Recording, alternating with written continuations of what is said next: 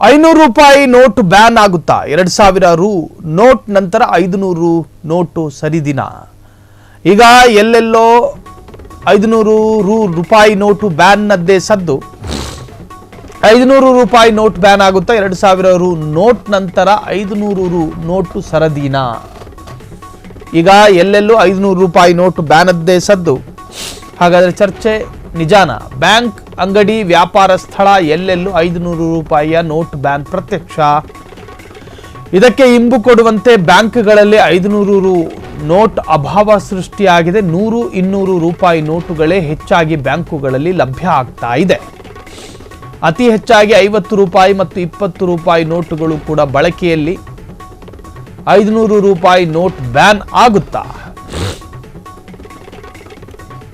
2000 ರೂಪಾಯಿ ನೋಟ್ ನಂತರ 500 ರು ನೋಟು ಸರದಿನ. ಹಾಗಾದ್ರೆ 500 ರೂಪಾಯಿ ನೋಟ್ ಬ್ಯಾನ್ ಆಗುತ್ತಾ ಎನ್ನುವಂತಹದ್ದು ಬಹಳಷ್ಟು ಚರ್ಚೆ ಆಗ್ತಾ ಇದೆ. 2000 ರೂಪಾಯಿ ನೋಟ್ ಬ್ಯಾನ್ ಆಯಿತು. ಅದಾದ ನಂತರ ಈಗ 500 ರೂಪಾಯಿಯ ನೋಟ್ನ ಸರದಿ. ಸೊ ಈಗ ಎಲ್ಲೆಲ್ಲೂ 500 ರೂಪಾಯಿ ನೋಟ್ ಬ್ಯಾನ್ನದ್ದೇ ಚರ್ಚೆ.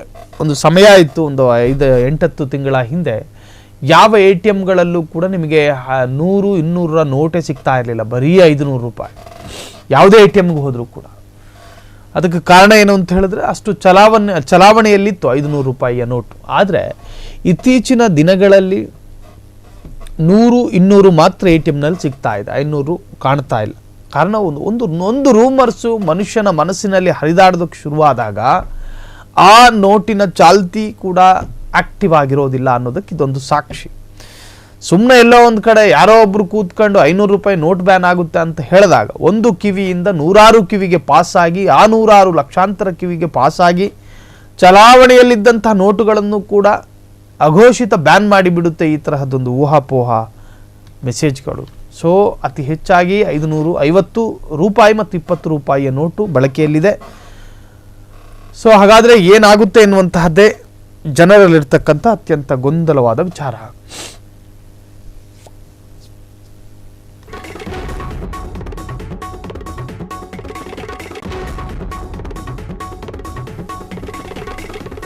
ಮಹಾರಾಷ್ಟ್ರದ ರಾಜಕಾರಣಿ ಮನೆಯಲ್ಲಿ ದೊಡ್ಡ ಬ್ಯಾಗ್ ಒಂದು ಪತ್ತೆಯಾಗಿತ್ತು. ಅದರ ತುಂಬೆಲ್ಲ ಹಣವಿದೆ ಎಂಬ ಸುದ್ದಿ ಸಖತ್ ವೈರಲ್ ಆಗಿತ್ತು. ಮಹಾರಾಷ್ಟ್ರದ ಸಚಿವ ಸಂಜಯ್ ಶಿರ್ಸಾಟ್ ವಿಡಿಯೋ ವೈರಲ್ ಆಗಿತ್ತು.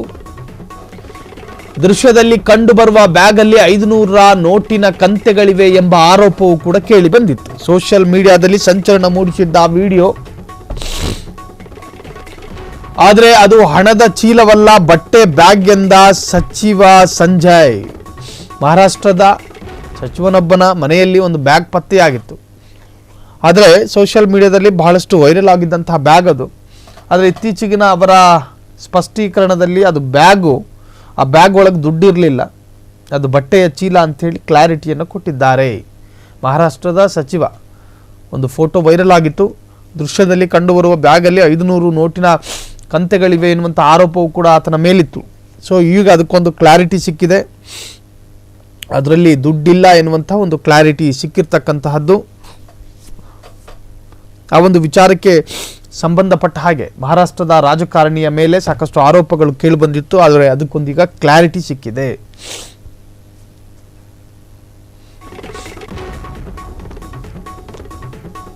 $500 ನೋಟ್ ಕಡಿಮೆ ಪ್ರಮಾಣದಲ್ಲಿ ಮುದ್ರಿತ ಆಗ್ತಾ ಇದೆಯಾ? 2026ರ ಮಾರ್ಚ್ನಲ್ಲಿ 500 ನೋಟ್ ಬ್ಯಾನ್ ವದಂತಿಗಳು ಕೂಡ ಹರಿದಾಡ್ತಾ ಇದೆ. ಕೇಂದ್ರದ ಸೂಚನೆಯಂತೆ RBI ಕ್ರಮ ಎಂಬ ವದಂತಿ ಹರಿದಾಡುತ್ತಿರುವ ಈ ಸುದ್ದಿ ಬಗ್ಗೆ ಫ್ರೀಡಂ ಟಿವಿ ಫ್ಯಾಕ್ಟ್ ಚೆಕ್ ಮಾಡಿದೆ. RBI ಮೂಲಗಳ ಜೊತೆ ಫ್ರೀಡಂ ಟಿವಿಯ ಪ್ರತಿನಿಧಿ ಚರ್ಚೆ ಮಾಡಿದ್ದಾರೆ.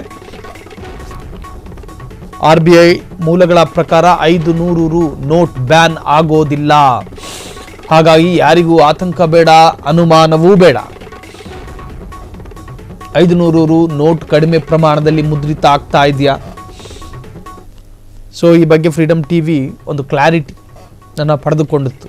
ಅದು ಕೂಡ RBIನ ಸಿಬ್ಬಂದಿಯ ಜೊತೆ 2026ರ ಮಾರ್ಚ್ನಲ್ಲಿ 500 ನೋಟ್ ಬ್ಯಾನ್ ಆಗುತ್ತೆ ಎನ್ನುವಂಥ ವದಂತಿ ಹರಿದಾಡಿತ್ತು. ಜನರಲ್ಲೂ ಕೂಡ ಆತಂಕಗಳಿರ್ತವೆ.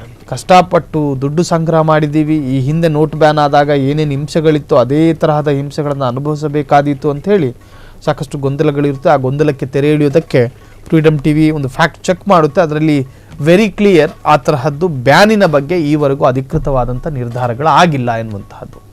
ಹಾಗಾಗಿ ಯಾರಿಗೂ ಗೊಂದಲ ಬೇಡ, ಆತಂಕ ಬೇಡ. ಇರೋ ದುಡ್ಡನ್ನು ನೀವು ನಿರ್ಧಾರ ಮಾಡಿಕೊಂಡ ಸಂದರ್ಭದಲ್ಲಿ ಖರ್ಚು ಮಾಡ್ಕೊಳ್ಳಿ, ಅದರಲ್ಲಿ ಯಾವ ಆತಂಕವೂ ನಿಮಗೆ ಬೇಡ. ಕ್ಷಣ ಕ್ಷಣದ ಸುದ್ದಿಗಳಿಗಾಗಿ ಫ್ರೀಡಮ್ ಟಿವಿ ಸಬ್ಸ್ಕ್ರೈಬ್ ಮಾಡಿ, ಲೈಕ್ ಮಾಡಿ ಹಾಗೂ ಫಾಲೋ ಮಾಡಿ. ಹೊಸ ಸುದ್ದಿಗಳ ನೋಟಿಫಿಕೇಶನ್ಗಾಗಿ ಬೆಲ್ ಐಕಾನ್ ಮೇಲೆ ಕ್ಲಿಕ್ ಮಾಡಿ.